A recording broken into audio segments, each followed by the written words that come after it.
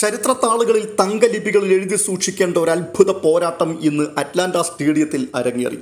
അത് ലോക ഫുട്ബോളിലെ കരുത്തന്മാരിൽ ഒരാളായ സ്പെയിനും ലോകകപ്പിൽ നവാഗതരായി എത്തിയ കാബോ വെർഡയും തമ്മിലുള്ള കിടിലൻ പോരാട്ടമായിരുന്നു. ഇന്നത്തെ കളിയെ ഒരു സാധാരണ ഗ്രൂപ്പ് മത്സരമായി ഒരിക്കലും വിലയിരുത്തുവാൻ കഴിയില്ല. സ്പെയിൻ മറക്കുവാൻ ആഗ്രഹിക്കുന്ന ഒരു പോരാട്ടം, സ്പാനിഷ് ആരാധകർ ഒരു നിമിഷമെങ്കിലും ലജ്ജ കൊണ്ട് തലതാഴ്ത്തിപ്പോകുന്ന ഒരു രാത്രി. അതെ, അമ്മാതിരി പെർഫോമൻസ് ആയിരുന്നു കാബോ വെർഡ എന്ന ടീമിൽ നിന്നും സ്പാനിഷ് കരുത്തന്മാർക്ക് നേരിടേണ്ടി വന്നത്. ഇത് ലോകകപ്പിന്റെ സൗന്ദര്യവും അപ്രതീക്ഷിതത്വവും വിളിച്ചറിയിച്ച ഒരു പോരാട്ടമായിരുന്നു. ലോകകപ്പ് ചരിത്രത്തിൽ ഇടം പിടിച്ച ഒരത്ഭുത പോരാട്ടം. മത്സര ഫലം എന്തായിരുന്നു എന്ന് ചോദിച്ചാൽ ഒന്നും സംഭവിച്ചില്ല. ഗോൾ രഹിത സമനില എന്ന് പറയാം. പക്ഷേ കാബോ വെർഡയെ സംബന്ധിച്ചിടത്തോളം ഇത് അതിശക്തന്മാരെ മലർത്തിയടിച്ച ഉജ്ജ്വല വിജയത്തിന്റെ മാധുര്യമുള്ള സമനിലയായിരുന്നു.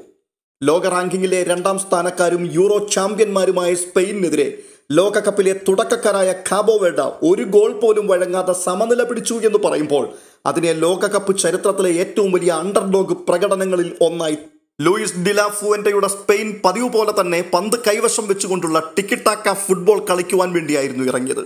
അവരുടെ സ്റ്റാർട്ടിംഗ് 11-ൽ Unai Simon, Rodri, Pedri, Gavi, Fabian Ruiz, Ferran Torres, Mikel Oyarzabal എന്നീ പുലികളായിരുന്നു ഉണ്ടായിരുന്നത്.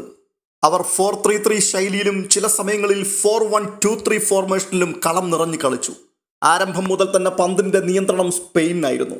എത്ര കൊലകൊമ്പന്മാരുടെ പ്രതിരോധ കോട്ടകളിലേക്കും മിന്നൽ പിണർക്കണക്കെ ഇടിച്ചു കയറി ചെന്നതിനെ തകർത്തെറിഞ്ഞ് ഗോൾ വല ചലിപ്പിക്കുവാൻ കരുത്തരായ സ്പെയിനിന് പക്ഷേ ഈ കുഞ്ഞന്മാരുടെ മുമ്പിൽ കാലിടറിപ്പോയി. അവർ പ്രതീക്ഷിച്ചതുപോലെ കാബോ വെർഡ പ്രതിരോധം തുറന്നു കൊടുത്തില്ല.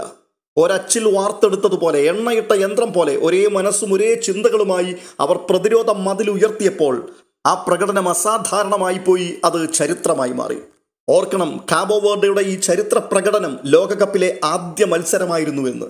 പക്ഷേ കളിക്കാരുടെ ശരീരഭാഷ കണ്ടാൽ ഇതവരുടെ 10ാം ലോകകപ്പായിരുന്നു എന്ന് തോന്നിപ്പോകും.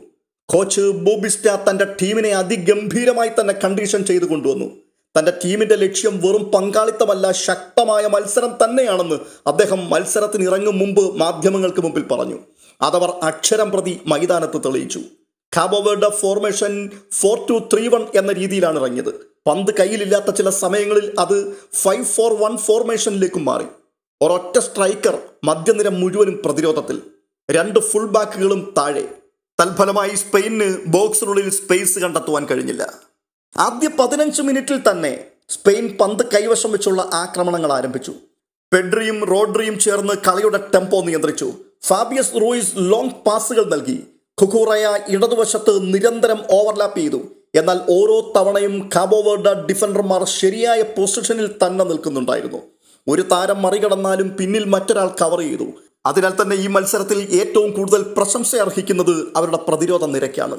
പിക്കോ ലോപ്പസ്, സ്റ്റീവൻ മൊറേറിയ, സിഡ്നി കാർബൽ, ഡിനെ ബോർഗസ് തുടങ്ങിയ ഓരോ ഡിഫൻഡർമാരും അതിഗംഭീരമായ മാർക്കിംഗ് നടത്തി.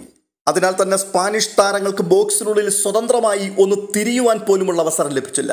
സ്പെയിൻ്റെ സെൻട്രൽ ഫോർവേഡിന് ബോളിൽ കാലുകൊണ്ടൊന്ന് തൊടുവാൻ കഴിഞ്ഞത് തന്നെ കളിയുടെ 31ാമത്തെ മിനിറ്റിലായിരുന്നു എന്ന് പറയുമ്പോൾ ഇന്നത്തെ മത്സരത്തിലെ കാബോ വെർഡയുടെ നിലവാരം എന്തായിരുന്നു എന്നുള്ളത് നിങ്ങൾക്ക് ഊഹിക്കുവാൻ കഴിയും. ലോകകപ്പിലെ നവാഗതരായ ഈ പടിഞ്ഞാറൻ ആഫ്രിക്കക്കാർ കരുത്തന്മാരായ സ്പെയിനോട് മാറ്റുരയ്ക്കുമ്പോൾ മത്സരഫലം എന്തായിരിക്കും എന്നുള്ളത് ഏവർക്കും തുടക്കത്തിൽ തന്നെ ഊഹിക്കുവാൻ കഴിയുന്നതായിരുന്നു. ഒരുപക്ഷെ കഴിഞ്ഞ ദിവസം ജർമ്മനി ഒരു കുഞ്ഞൻ രാജ്യത്തെ 7 ഗോളുകൾക്ക് അടിച്ചില്ലാണ്ടാക്കി കളഞ്ഞതുപോലെ ഗോൾ മഴയിൽ കാബോ വെർഡ മുങ്ങിപ്പോകുമെന്ന് ചിന്തിച്ച സകല ഫുട്ബോൾ ആരാധകരെയും അമ്പരപ്പിച്ചുകൊണ്ട് സ്പെയിൻ എന്ന കരുത്തന്മാരെ അവർ ഞെട്ടിച്ചു കളഞ്ഞു. ഏറെ കൗതുകകരമായൊരു വസ്തുത, കളിയുടെ 35 മിനിറ്റ് പിന്നിട്ടിട്ടും യൂറോപ്പിലെ കരുത്തന്മാർക്ക് കാബോ വെർഡയുടെ പ്രതിരോധ നിരയെ കാര്യമായി ചാലഞ്ച് ചെയ്യുവാനും ഫലപ്രദമായൊരു ഷോട്ട് ഉതിർക്കുവാനും കഴിഞ്ഞില്ല എന്നുള്ളതാണ്. കളിയുടെ 36ാമത്തെ മിനിറ്റിലാണ് സ്പെയിൻ ഓൺ ടാർഗറ്റിലേക്ക് ഒരു ആക്രമണം നടത്തിയത്. അപ്പോഴാണ് കളിക്കളം ഒന്ന് ഉണർന്നത് തന്നെ. പക്ഷേ ആ മുന്നേറ്റം പോലും ഓഫ് സൈഡായി വിധിക്കപ്പെട്ടു.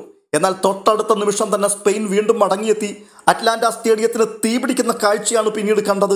ഒരു കൂട്ട പൊരിച്ചിൽ തന്നെയായിരുന്നു അവിടെ നടന്നത്.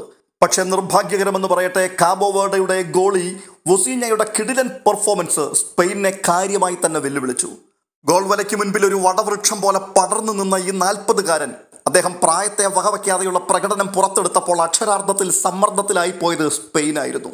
അവിടെ മുതൽ അങ്ങോട്ട് അവസാന വിസിൽ മുഴങ്ങുന്ന സമയം വരെ യൂറോപ്യൻ ചാമ്പ്യന്മാർ വല്ലാതെ വിറകൊള്ളുകയായിരുന്നു.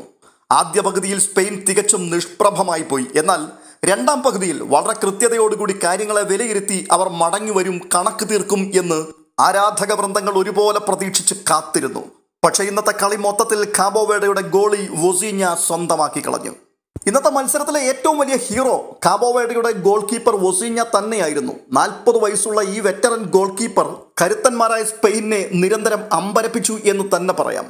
സത്യത്തിൽ ഈ മത്സരം കണ്ടുകൊണ്ടിരുന്നപ്പോൾ പലപ്പോഴും തോന്നിപ്പോയൊരു കാര്യം, സ്പെയിൻ നേരിട്ട് ഏറ്റുമുട്ടുന്നത് കാബോ വെർഡ എന്ന ഒരു രാജ്യത്തോടല്ല, പകരം വൊസീഞ്ഞ എന്ന ഒരു 40-കാരനോടായിരുന്നു എന്ന്. അതെ, അത്രമാത്രം തകർപ്പൻ പ്രകടനമായിരുന്നു അദ്ദേഹം കാഴ്ചവെച്ചത്. ആ മനുഷ്യനിൽ നിന്നും ലോകം കണ്ടത് തൻ്റെ കരിയറിലെ ഏറ്റവും മികച്ച പ്രകടനങ്ങളിൽ ഒന്നുമായിരുന്നു. മികച്ച റിഫ്ലക്സ്, ശരിയായ പൊസിഷനിങ്, വായുവിലൂടെ വരുന്ന പന്തുകൾ കൈകാര്യം ചെയ്യുവാനുള്ള അസാധാരണമായ കഴിവ്, സമ്മർദ്ദത്തിൽ പോലും ശാന്തത കൈവിടാതെയുള്ള ചെറുത്തുനിൽപ്പ്, ഇതൊക്കെയായിരുന്നു അദ്ദേഹത്തിൻ്റെ പ്രത്യേകതകൾ. സ്പെയിൻ്റെ നിരവധി അവസരങ്ങൾ അദ്ദേഹം നിഷ്പ്രഭമാക്കി കളഞ്ഞു. അവസാന നിമിഷങ്ങൾ നടത്തിയ സേവുകൾ മത്സരത്തെ തന്നെ രക്ഷിച്ച സേവുകളായിരുന്നു എന്ന് വേണമെങ്കിൽ പറയാം. ഈ കളിയെ ശാസ്ത്രീയമായി ഒന്ന് വിലയിരുത്തുകയാണെങ്കിൽ ഈ മത്സരത്തിൽ എന്തുകൊണ്ട് സ്പെയിൻ ജയിച്ചില്ല എന്നുള്ള ചോദ്യത്തിന് അവരുടെ ഫിനിഷിങ്ങിലെ പിഴവുകളാണ് അവരെ പിന്നോട്ട് വലിച്ചത് എന്ന് വേണമെങ്കിൽ പറഞ്ഞു വെക്കാം. ഫെറാൻ ടോറസിന് ലഭിച്ച അവസരങ്ങൾ, ഒയാർസാബലിന്റെ ഷോട്ടുകൾ, പ്രെഡിയുടെ ചാരുതയാർന്ന പാസുകൾ, ഇവയെല്ലാം അവസാന നിമിഷങ്ങളിൽ പോലും ഫലം കാണാതെ പോയി എന്നുള്ളത് അത്ഭുതമുളവാക്കി കളഞ്ഞു. സ്പെയിനു വേണ്ടി അവരുടെ ഏറ്റവും മികച്ച താരങ്ങളിൽ ഒരാളായ മാർക്ക് കുക്കുറെല്ല ഇടതുവശത്ത് തുടർച്ചയായി ഗംഭീര മുന്നേറ്റങ്ങൾ നടത്തി. നിരവധി ക്രോസുകൾ അദ്ദേഹം നൽകി, ഗോൾ അവസരങ്ങൾ പലതും സൃഷ്ടിച്ചെടുത്തു. പക്ഷേ കാബോ വെർഡ പ്രതിരോധത്തിൽ എല്ലാം തട്ടി തകർന്നുപോയി. സ്പെയിൻ അവസാന നിമിഷം വരെയും ആക്രമണം തുടർന്നുകൊണ്ടേയിരുന്നു. മത്സരത്തിലെ സ്പെയിൻ്റെ ഏറ്റവും പോസിറ്റീവായ പ്രകടനങ്ങളിൽ ഒന്ന് തന്നെയായിരുന്നു ഇത് എന്ന് എടുത്തു പറയണം. പെഡ്രിയും റോഡ്രിയും പന്ത് നിയന്ത്രിക്കുന്നതിലും മനോഹരമായ പാസുകൾ നൽകി ആക്രമണം നിർമ്മിക്കുന്നതിലുമൊക്കെ വിജയിച്ചു. പന്ത് പിടിച്ചെടുക്കുന്നതിലും കളിയുടെ ഋതം നിയന്ത്രിക്കുന്നതിലും അവർ മികവ് പുലർത്തി. പക്ഷേ എല്ലായിടത്തും കാണിക്കുന്ന മാജിക്കുകൾ ഇവിടെ കാണിക്കുവാൻ അവർക്ക് അവസരങ്ങൾ ലഭിച്ചില്ല. കളിയുടെ രണ്ടാം പകുതിയിൽ സ്പെയിൻ ആക്രമണം ശക്തമാക്കിയെങ്കിലും ഈ സമയത്ത് കാബോ വെർഡ കൂടുതൽ പിൻപിലേക്ക് വലിഞ്ഞു. ചില സമയങ്ങളിൽ മുഴുവൻ ടീം സ്വന്തം ബോക്സിന് സമീപം പ്രതിരോധം തീർത്തുകൊണ്ട് തന്നെ നിന്നു. ഇത് സ്പാനിഷ് ആരാധകരെ പോലും അമ്പരപ്പിച്ചു കളഞ്ഞു. ഏവരും പ്രതീക്ഷയോടുകൂടി കാത്തിരുന്ന ലാമിൻ യമാലിന്റെ വരവോടുകൂടി സ്പെയിൻ ആക്രമണത്തിന് കുറച്ചുകൂടി ജീവൻ ലഭിച്ചു. അദ്ദേഹത്തിന്റെ വേഗതയും ഡ്രിബിളിങ്ങും പലതവണ കാബോ വെർഡയുടെ പ്രതിരോധത്തെ പരീക്ഷിച്ചു. എന്നാൽ ഗോൾ കണ്ടെത്താൻ അതും പോരാതെ വന്നു. മറുവശത്ത് കാബോ വെർഡയുടെ കൗണ്ടർ ആക്രമണങ്ങൾ മുഴുവൻ സ്പെയിൻ പ്രതിരോധിച്ചെങ്കിലും അവർ വെറും ബസ് പാർക്ക് ചെയ്തില്ല. അവരുടെ ചില കൗണ്ടർ അറ്റാക്കുകൾ സ്പെയിനെ അക്ഷരാർത്ഥത്തിൽ ആശങ്കപ്പെടുത്തുകയും ചെയ്തു. റയാൻ മെൻഡസും ഡെയ്ലോൺ ലിവ്രമെന്റോയും മുന്നേറ്റങ്ങളിൽ വൻ ഭീഷണികൾ സൃഷ്ടിച്ചു. അവസാന നിമിഷത്തിൽ നടത്തിയ കാബോ വെർഡയുടെ ഒരു മുന്നേറ്റത്തിൽ ഒരല്പം കൃത്യത കൂടി ഉണ്ടായിരുന്നുവെങ്കിൽ ലോകം ഇന്ന് മറ്റൊരു വലിയ അട്ടിമറി തന്നെ കണ്ടേനെ. ഇന്നത്തെ മത്സരത്തിലെ സ്പെയിൻ്റെ പിഴവുകൾ എന്തായിരുന്നു എന്ന് ചോദിച്ചാൽ, അവർ ഈ കുഞ്ഞൻ ആഫ്രിക്കൻ രാജ്യത്തെ വില കുറച്ച് കണ്ടു. അതുമൂലം അതിവേഗമുള്ള ആക്രമണത്തിന് അവർ തയ്യാറായില്ല. അവരുടെ ഫിനിഷിങ്ങുകളൊക്കെ വളരെ ദുർബലമായി പോയി. ഒപ്പം കാബോ വെർഡയുടെ ബ്ലോക്ക് തകർക്കുവാൻ വ്യത്യസ്ത മാർഗങ്ങൾ അവർ പരീക്ഷിക്കുവാനും തയ്യാറായില്ല. അവസാന പാസുകളിൽ കൃത്യത വളരെ കുറവായി പോയി. എന്നാൽ കാബോ വെർഡയുടെ വിജയരഹസ്യം മികച്ച ടീം വർക്ക് എന്നുള്ളത് തന്നെയായിരുന്നു. അതിശക്തമായ പ്രതിരോധം, ഗോൾ കീപ്പറുടെ ലോകോത്തര പ്രകടനം, ടാക്ടിക്കൽ ഡിസിപ്ലിൻ മുതലായ കാര്യങ്ങൾ അത്ര പെട്ടെന്നൊന്നും ആർക്കും മറക്കുവാൻ കഴിയില്ല. ഒരാളും പൊസിഷൻ വിടാതെ അവസാന നിമിഷം വരെയും പോരാട്ടവീര്യം അതിൻ്റെ പരകോടിയിൽ തന്നെ നിലനിർത്തി. സ്കോർ ബോർഡ് 0-0 ആയിരുന്നുവെങ്കിലും ഫുട്ബോൾ ആരാധകർക്ക് ഇതൊരു അത്ഭുത പ്രതിഭാസമായിരുന്നു. ആശ്ചര്യകരമായൊരു മത്സരമായിരുന്നു. സ്പെയിൻ ജയിക്കേണ്ട മത്സരത്തിൽ 2 പോയിന്റാണ് അവർ നഷ്ടപ്പെടുത്തിയത്. പക്ഷേ കാബോ വെർഡയ്ക്ക് ഇത് ഒരു ജയത്തേക്കാൾ വലിയ സമനിലയാണ് സമ്മാനിച്ചത്.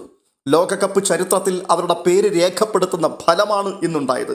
നിയമപരമായ മത്സരത്തിൽ ആരും വിജയിച്ചില്ല എങ്കിലും ആരാധകരും കളി നിരൂപകരും ഗോൾ കീപ്പർ വൊസീഞ്ഞയെയും കാബോ വെർഡയുടെ പ്രതിരോധത്തെയും മത്സരത്തിന്റെ യഥാർത്ഥ വിജയികളായി വിശേഷിപ്പിച്ചു. ലോകകപ്പിൽ ചിലപ്പോൾ താരങ്ങൾ ജയിക്കും, ചിലപ്പോൾ തന്ത്രങ്ങൾ ജയിക്കും. എന്നാൽ ഇന്ന് അറ്റ്ലാന്റയിൽ ജയിച്ചത് താരങ്ങളുമല്ല തന്ത്രങ്ങളുമല്ല, പകരം മനസ്സുറച്ച പോരാട്ട വീര്യമാണ്. സ്പെയിന് ഇവിടെ ഗോൾ കണ്ടെത്താനായില്ല. എന്നാൽ കാബോ വെർഡ ലോകത്തിന്റെ ഹൃദയം കീഴടക്കി. എന്തൊരു കോൺഫിഡൻസ് ആയിരുന്നു അവർക്ക്. കളിയുടെ 95% നടന്നത് കാബോ വെർഡയുടെ ബോക്സിന്റെ മുൻപിൽ തന്നെയാണ്. പക്ഷേ അല്പം പോലും കുലുങ്ങാതെ, പാനിക്കാകാതെ അവർ പതിറ്റാണ്ടുകളായി ആർജിച്ചെടുത്ത കരുത്തിനെ ലോകത്തിന്റെ മുമ്പിൽ ഇന്ന് തുറന്നു കാട്ടി. വളരെ അനായാസം, വളരെ ലാഘവത്തോടുകൂടി കളി ആരംഭിച്ച സ്പെയിന് കണക്കുകൾ തെറ്റി. ഒടുവിൽ പുലികളെപ്പോലെ വന്നവർ പൂച്ചകളെപ്പോലെ പതുങ്ങിപ്പോയി. ഒരു കുഞ്ഞൻ ടീമിന്റെ മുമ്പിൽ പഠിച്ച പണി 18 പയറ്റിയിട്ടും വിജയിക്കുവാൻ കഴിയാതെ വന്നപ്പോൾ സമ്മർദ്ദം താങ്ങുവാൻ കഴിയാതെ പന്ത് എവിടേക്കൊക്കെയോ അടിച്ചകറ്റുന്ന സ്പെയിനെയും നമ്മൾ കണ്ടു. ഇത്തരത്തിലുള്ളൊരു സ്പെയിൻ ടീമിനെ ലോകം ആദ്യമായിട്ടായിരിക്കും കാണുന്നത്. അതും വേൾഡ് കപ്പ് പോലെയുള്ള ഒരു മത്സരവേദിയിൽ. ഒരേ താളത്തിൽ ലക്ഷ്യബോധത്തോടുകൂടി കാബോ വെർഡ എന്ന ഒരു രാജ്യം മുന്നേറിയപ്പോൾ ലോകം പുതിയൊരു അവതാര പിറവി കണ്ടു. സ്പാനിഷ് താരങ്ങൾക്ക് ഇത് നാണക്കേടിന്റെ രാത്രിയാണെങ്കിൽ കാബോ വെർഡ എന്ന കുഞ്ഞു രാജ്യവുമായി ഏറ്റുമുട്ടുവാൻ പോകുന്ന പല കൊമ്പന്മാർക്കും ഇനി വരുവാൻ പോകുന്നത് ഉറക്കമില്ലാത്ത രാത്രികളായിരിക്കും. ഇന്നത്തെ മത്സരം കണ്ടവരുണ്ടെങ്കിൽ നിങ്ങളുടെ അഭിപ്രായം എന്താണ്? തീർച്ചയായിട്ടും അത് കമന്റ് ബോക്സിൽ രേഖപ്പെടുത്തുവാൻ മറക്കരുത്. ഒപ്പം ഈ വീഡിയോ നിങ്ങൾക്ക് ഇഷ്ടപ്പെട്ടിട്ടുണ്ടെങ്കിൽ ലൈക്ക് ചെയ്യുവാനും ഹൈപ്പ് ചെയ്യുവാനും ചാനൽ ഇതുവരെയും സബ്സ്ക്രൈബ് ചെയ്തിട്ടില്ലാത്തവർ സബ്സ്ക്രൈബ് ചെയ്യുവാനും മറക്കരുത് എന്ന് ഓർമ്മപ്പെടുത്തുന്നു. മറ്റൊരു അപ്ഡേഷനുമായി വീണ്ടും കാണാം. അതുവരേക്കും ബൈ ബൈ.